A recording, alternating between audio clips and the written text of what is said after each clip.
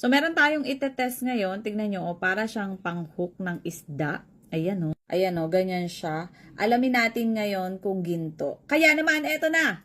I-flex ko. So, ano ba ang first step sa ating pag-test? Unang-una, i-check natin kung meron nga bang mga stamp, markings, etc. Pero, wala akong nakita. Pangalawa, syempre, ano ba yon? Dumikit! Sorry naman sa nangyaring sigawan. Ayan, bakal kasi yung phone stand ko. Ano ba, magnet? So, sure na sure ako na itong phone stand ko ay hindi gold. Okay, so ayan. Hindi siya magnetic. Huwag natin kakalimutan yung madalas kong sasabihin, which is a good sign. So, ipapay ko muna siya. Somewhere here. Okay? So, ngayon, tignan natin kung ginto nga ba. Oh? 18K? Teka, isa pa. Para sure.